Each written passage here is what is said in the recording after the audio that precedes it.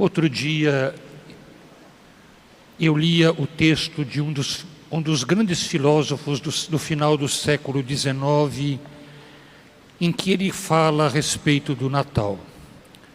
Trata-se de Kierkegaard. Ele diz que chegou o momento de um rei encontrar para si uma esposa. Chegou o tempo do rei desposar aquela que haveria de ser a sua rainha. E os seus conselheiros então o procuraram, propondo-lhe aquilo que era de costume, que eles pudessem sair pelo reino em procura de alguma jovem que estivesse à altura da sua realeza, alguma jovem princesa de uma família real, de sangue real, para que ele pudesse desposar alguém que fosse digna dele. E o rei desta vez disse: não, desta vez sou eu que vou escolher aquela que deverá se tornar a minha rainha. E o rei então, a fim de encontrar aquela que haveria de estar ao seu lado, se despiu dos seus trajes reais, dos seus trajes de realeza, e vestiu-se como um humilde cidadão, e saiu do seu castelo à procura daquela que haveria de ser a sua companheira. O filósofo diz que é assim que Deus fez. Deus não veio ao nosso encontro revestido da sua majestade, do seu poder, para que nós não ficássemos ofuscados por ela. Deus não veio ao nosso encontro com a sua força, para que nós não ficássemos seduzidos pelos seus atributos. Ele veio ao nosso encontro como um de nós. Ele se fez um de nós. Ele se despojou da sua majestade, tornou-se um de nós, a fim de oferecer-nos o seu amor, a fim de nos convidar a sermos os seus companheiros, a fim de desposar a nossa humanidade. Este texto que nós ouvimos do início do Evangelho, que é também intitulado o prólogo do Evangelho de João, ele resume todo o Evangelho. Ele nos fala da palavra, do Logos, a palavra que dá existência a todas as coisas, a palavra que é o fundamento de todo ser. Ele nos fala desta palavra que já existia antes da criação, pela qual foram feitas todas as coisas. A carta aos Hebreus nos diz que pela sua palavra ele sustenta todo o universo. João no Evangelho nos diz que esta palavra se fez carne, veio viver entre nós, veio habitar entre nós. Armou entre nós a sua tenda. Veio para os seus, mas os seus não a receberam. Veio para os seus, mas os seus lhe viraram as costas. Mas a todos aqueles que a receberam, ela fez filhos de Deus. João nos diz que nesta palavra está a luz, está a vida. João nos diz que nesta palavra está contido todo o mistério de Deus. O Deus que se revela no seu Filho não é um Deus distante de nós. Não é um Deus que brinca com a nossa sorte.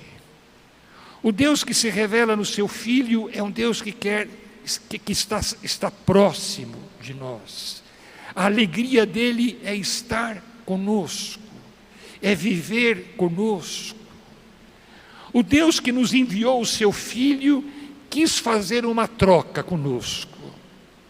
O seu Filho se tornou um de nós, para que nós nos tornássemos filhos de Deus, para que por meio dele nós pudéssemos dizer Pai, quando nos dirigimos ao Deus que criou todas as coisas e nos chamou à existência. O Natal, portanto, é um convite que ele nos faz.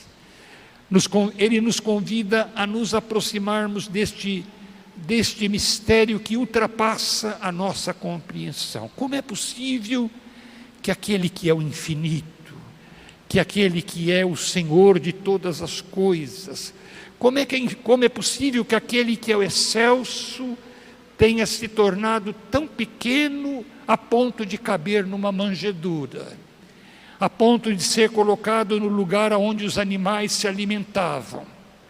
Como é possível que o Deus que nós não somos capazes de contemplar com os nossos olhos tomasse a feição de uma criança?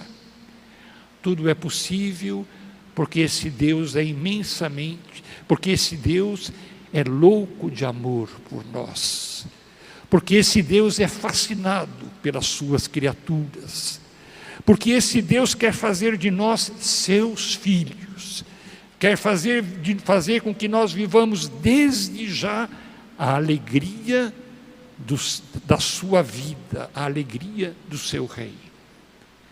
O mistério do Natal nos convida a reconhecer a nossa dignidade. São Leão Magno, numa dos seus sermões, diz: desperta, toma consciência da tua dignidade, toma consciência da tua importância. Cada pessoa humana é importante para Deus, cada pessoa humana é preciosa para Deus.